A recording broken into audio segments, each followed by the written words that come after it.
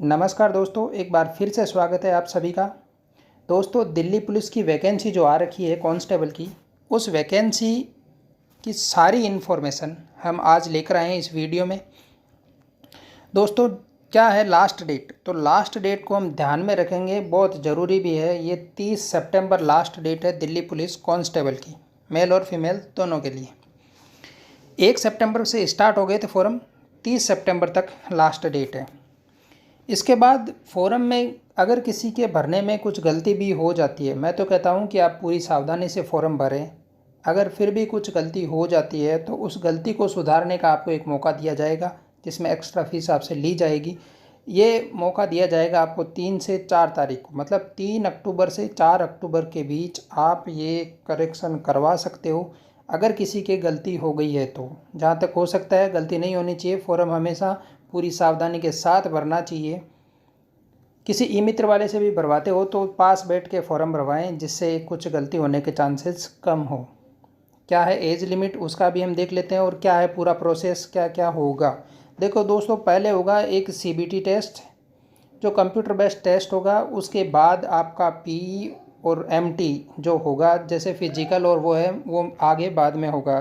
पहले मेरिट बनेगी CBT के आधार पे। CBT के आधार पे मेरिट बनने के बाद आगे जो फिजिकल होगा, वो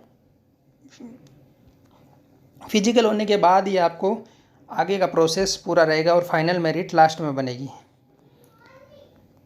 तो देखो, वैकेंसी के बारे में भी पूरी डिटेल देख लेते हैं कि कांस्टेबल की कितनी वैकेंसी है। देखो दोस्तों, कांस्टेबल मेल की जो वैकेंसी है वो 4453 की है, और कांस्टेबल मेल जो एक्स सर्विस मैन है उनके लिए भी 266 की वैकेंसी है। तो टोटल मेल की ये वैकेंसी हो गई 4453 और 266। और जो फीमेल कैंडिडेट है उनके लिए भी कांस्टेबल मेल में भी एक और वैकेंसी दे रखी है, 3337 की वैकेंसी है। और एक कांस्टेबल फीमेल की वैकेंसी जो है वो 2491 पद की, मतलब 2491। टोटल वैकेंसी है जो 7547 पदों की वैकेंसी है। वैकेंसी बहुत बड़ी है, 7547 पदों की है। अलग अलग कैटेगरी वाइज वैकेंसी दे रखी है, आप आराम से देख लीजिएगा। स्क्रीन पे पूरी वैकेंसी की डिटेल दे रखी है। और ये PDF भी मैं टेलीग्राम चैनल, जो अपना टेलीग्राम चैनल है मैथ्स बाय गजेंद्र सिंह नाम से, उस चैनल पर ये PDF मैं वहाँ डाल दूँगा। आप वहाँ से भी पूरी PDF देख सकते हो आराम से। क्वालिफ़िकेशन देखने के बाद अगर कोई बंदा जो एक्स सर्विसमैन है उनके लिए भी इन्होंने पूरा दे रखा है, PDF में आप आसानी से देख लेना। एज लिमिट क्या दे रखी है कि 18 से 25 साल के जो बंदे हैं वो फॉर्म भर सकते हैं। और उनका एज लिमिट कब से गिनी जाएगी, 1 जुलाई 2023 तक उसकी जो एज लिमिट है वो 25 साल तक ही होनी चाहिए। इसके साथ भी जो अलग अलग कैटेगरी वाइज जो रिलैक्सेशन दे रखा है, वो भी दे रखा है कि SC ST को 5 साल एक्स्ट्रा दे रखे हैं, तो वो 5 साल एक्स्ट्रा, जैसे किसी की 30 साल तक की एज है, वो SC ST का है तो वो फॉर्म भर सकता है। OBC वाले को 3 साल दे रखी है, मतलब 25 + 3 साल है, मतलब वो 28 साल तक वो फॉर्म भर सकता है। और स्पोर्ट्स कोटे और इनकी भी आगे दे रखी है, सभी की जो मैं आप स्क्रीन पर देख ही रहे हैं। इसके साथ एक्स सर्विसमैन और OBC होता है तो 6 साल की हो जाती है, SC ST है तो उसकी 8 साल की हो जाती है। इसके बाद आगे हम देख रहे हैं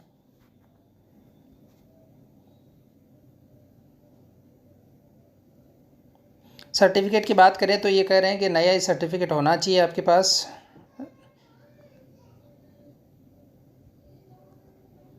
क्वालिफ़िकेशन की बात करें तो दोस्तों, क्वालिफ़िकेशन में इन्होंने सिर्फ 12th बेस मांगा है कि आपके पास 12th पास होना चाहिए। और 12th पास के साथ ही आपको इन्होंने साफ कहा है जो मेल कैंडिडेट हैं उनके पास ड्राइविंग लाइसेंस होना चाहिए। और ड्राइविंग लाइसेंस से कब तक होना चाहिए, जो PE और MT आपका होगा उससे पहले पहले का ड्राइविंग लाइसेंस होना चाहिए। तो PE और MT जब होगा जब आप CBT पास कर लोगे। CBT पास करने के बाद आपके पास PE और MT होगा। जब PE MT होता है तो उस टाइम आपको क्या चाहिए, ड्राइविंग लाइसेंस आपने पास होना चाहिए, और वो भी वैलिड। लर्निंग लाइसेंस उस टाइम नहीं चलेगा, नॉट एप्लीकेबल। इन्होंने साफ लिखा है कि लर्निंग वाला जो लाइसेंस है वो वाला लाइसेंस नहीं चलेगा। देखो यहाँ लिखा हुआ है इन्होंने कि लर्निंग नहीं चलेगा।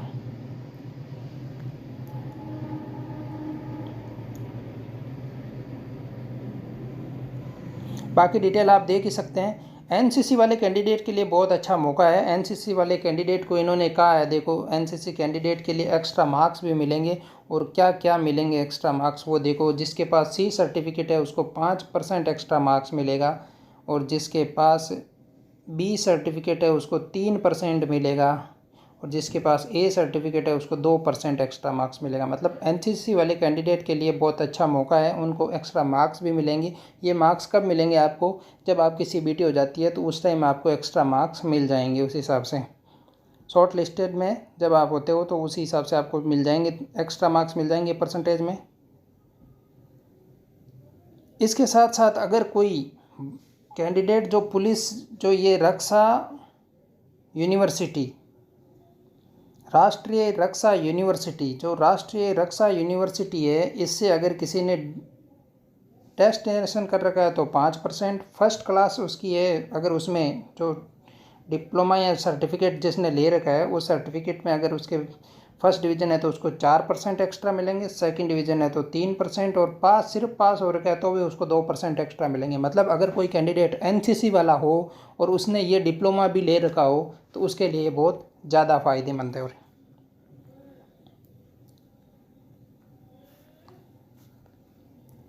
अब अप्लाई कैसे करना है उसकी सारी डिटेल दे रखी है। फ़ोटो आपके जेपीजी में होनी चाहिए और 20 से 50 KB के बीच होनी चाहिए।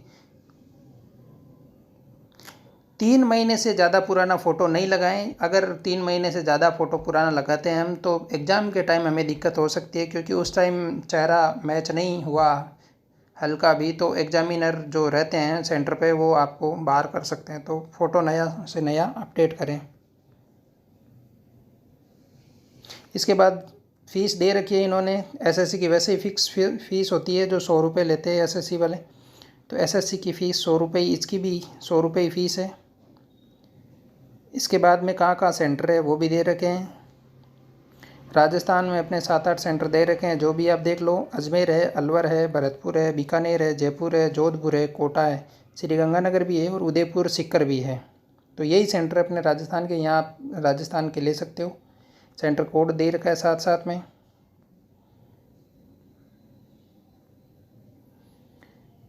अब एग्जामिन के बाद जो सीबीटी होगी, सीबीटी में 100 क्वेश्चन होंगे, 100 मार्क्स के होंगे, मतलब प्रत्येक क्वेश्चन 1 मार्क्स का होगा। सिलेबस की बात करें हम तो आगे दे रखा है, ये 100 क्वेश्चन जो होंगे उनमें दे रखा है जनरल नॉलेज और करंट अफेयर्स 50 नंबर की होगी। मतलब जनरल जीके का वेटेज बहुत ज़्यादा है, 50% है, 50 नंबर। रीजनिंग आपके 25 सवाल होंगे 25 नंबर के। मैथ्स जो दे रखी है वो 15 सवाल होंगे 15 नंबर की, और कंप्यूटर दे रखा है जो 10 सवाल होंगे 10 नंबर के। 100 सवाल होंगे, मिनट आपको 90 मिलेगी, मतलब 1.5 घंटे का ही पेपर होगा, 90 मिनट आपको दी जाएगी 100 सवाल करने के लिए।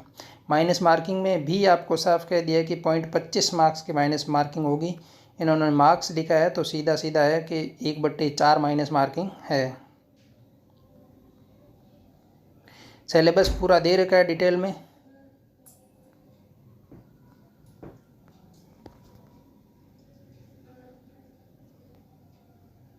ये पूरा सिलेबस मैंने स्क्रीन पे दिखा दिया आपको। इसके बाद जो फिजिकल का टेस्ट होगा उसकी भी दे रखी है कि जो मेल कैंडिडेट होंगे उनके लिए एज लिमिट के हिसाब से अलग अलग दे रखा है। जो 30 साल से छोटा है उसके लिए 6 मिनट में 1600 मीटर की रेस होगी। लॉन्ग जंप 14 फीट का होगा उसके लिए, और हाई जंप 3 फुट 9 इंच होगी। इस हिसाब से नीचे भी बाकी का दे रखा है 30 से 40 साल वालों के लिए, और 40 से ज़्यादा साल वालों के लिए भी। हाइट भी दे रखी है उनकी, जो फिजिकल मेजरमेंट होगा उसमें हाइट 170 सेंटीमीटर दे रखी है, और सीना 81 सेंटीमीटर होना चाहिए, और 4 सेंटीमीटर फूलना चाहिए। फीमेल कैंडिडेट के लिए भी सेम वैसे ही रूल दे रखा है। उनमें 1600 मीटर में 8 मिनट दे रखी है, 10 फीट का लॉन्ग जंप दिया है। मेल के लिए ये 14 फीट था। इसके बाद मेल कैंडिडेट, फीमेल कैंडिडेट के लिए हाइट 157 सेंटीमीटर रखी गई है।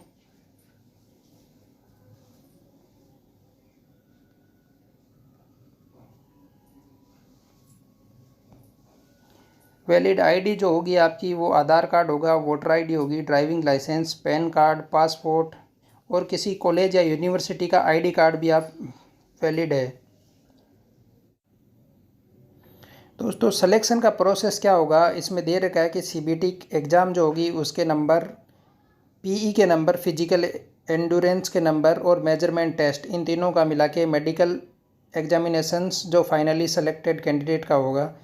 इसके बाद इन्होंने एक चीज़ और कही है, ये साफ लिख रखा है कि candidates scoring below mention cut off marks normalisation के बाद will be conduct eligible for shortlisted for the next exam. जो पीई और एमटी के लिए जो एलिजिबल होंगे वो कौन कौन होंगे, इस पीडीएफ में इन्होंने पहले ही कर दिया कि अनरिजर्व जो कैटेगरी के हैं उनके लिए 35 मार्क्स होना ज़रूरी है, एससी एसटी ओबीसी और ईडब्ल्यूएस इनके लिए 30 मार्क्स होना ज़रूरी है और ईएसएम वालों के लिए 25 मार्क्स होना ज़रूरी है। इतने मार्क्स आने के बाद ही आपको आगे पीई और एमटी में भेजा जाएगा, अन्यथा नहीं भेजा जाएगा। एक ये भी कहा है कि ये 12% ज़्यादा ही लेंगे, यानी इतने मार्क्स हैं। इसके बाद अगर इन मार्क्स वाले भी ज़्यादा कैंडिडेट इनको मिले तो ये देखो नीचे वाली लाइन में इन्होंने साफ लिख रखा है कि इसके बाद अगर हमें ज़्यादा कैंडिडेट मिलते हैं तो हम वैकेंसी के 12 गुना नंबर तक ही ज़्यादा बंदे बुलाएंगे पीई और एमटी के लिए। मतलब जितनी वैकेंसी है उसके 12 गुना बंदे ही ज़्यादा बुलाए जाएंगे। लेकिन अगर ये क्राइटेरिया नहीं होता है पूरा, जो ये 35 नंबर और 30-25 वाला ये क्राइटेरिया पूरा नहीं होता है तो 12 से कम भी ये बुला सकते हैं, क्योंकि ये मार्क्स तो लाने ज़रूरी है। अगर ये मार्क्स आ गए तो उसके बाद हम 12 गुना देखेंगे, उनमें से जो ऊपर वाले होंगे वो 12 गुना बुलाए जाएंगे। तो इस चीज़ को आप बहुत ध्यान से समझना और देखना भी ज़रूरी है। कहीं ऐसा भी नहीं होगा कि 35 वाले को बुलाएंगे ही बुलाएंगे, लेकिन ये ज़रूर होगा जिसको बुलाएंगे उसके 35 नंबर अनरिजर्व वाले के होंगे। 35 से ज़्यादा हो चाहे, पर 35 तो होंगे ही होंगे। पर ये ज़रूरी नहीं है कि 35 वाले सभी होंगे। 35 वाले सभी को पीई या एमटी के लिए बुलाए कोई ज़रूरी नहीं है, लेकिन जो बुलाया जाएगा वो कैंडिडेट फिक्स है कि उसके 35 होंगे ही होंगे, 35 से ज़्यादा ही होंगे। इस चीज़ को हम एक वैसे समझ सकते हैं, देखो मैं बताऊं कि वैकेंसी थी 100 लोगों की, 100 लोगों की वैकेंसी थी। मतलब इसमें से अनरिजर्व के मैं मान लेता हूं कि 50 लोग थे, 50 की वैकेंसी अनरिजर्व थी। अब यहाँ 1 लाख लोग बैठे, 1 लाख लोग बैठे, उनमें से 50 की वैकेंसी थी, इनको चाहिए 50 का 12 गुना, मतलब 600 कैंडिडेट ये बुलाएंगे पीई और एमटी के लिए। अब देखो क्या होता है कि यहाँ 1 लाख लोग बैठे और उन 1 लाख लोगों में से 500 लोगों के क्या आया, 35 नंबर ही आए या 35 से ज़्यादा आए। तो ये क्या करेंगे, इन 500 को बुलाएंगे, मतलब 34 वाले को ये नहीं बुलाएंगे। अब इसको दूसरे वे में समझो कि कौन आ सकता है कौन नहीं आ सकता। अब मैं वापस समझाता हूँ आपको कि जो ये अब वो 600 लोग इनको बुलाने थे, लेकिन हुआ क्या कि 35 से ज़्यादा अंक वाले कितने लोग थे, इस बार 1000 लोग मिल गए इनको, 1000 लोग मिल गए। तो अब ये कहना है कि हम पूरे 1000 लोगों को नहीं बुलाएंगे, हमें तो 600 ही चाहिए बंदे। तो 600 ही बंदे चाहिए तो क्या करेंगे, इन 1000 लोगों की एक लिस्ट बनेगी, उसमें ऊपर से शुरू करेंगे और लास्ट जिसके 600वीं रैंक होगी उस बंदे को ये बुला लेंगे। तो कौन से 600 बंदे इनको मिलेंगे, जो ये नीचे वाले हैं इनके भी 35 से ज़्यादा है, बट इनके 12 गुना से कम हो गया मामला। तो इन 1000 में से 600 को ये बुलाएंगे। तो आपके समझ में आ गया होगा।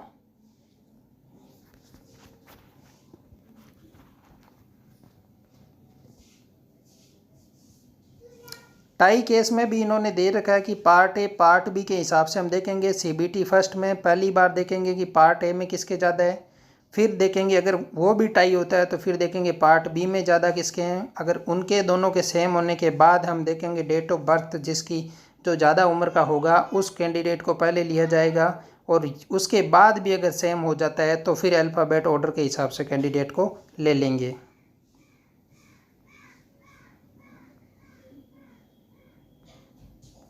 दोस्तों ये थी जानकारी दिल्ली पुलिस कांस्टेबल वाली वैकेंसी की।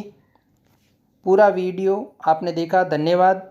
अगर किसी को कुछ दिक्कत हो या समस्या हो या समझने में कहीं दिक्कत आई हो तो आप कमेंट करके बता दें। पूरा वीडियो आप अपने दोस्तों को शेयर कर दें।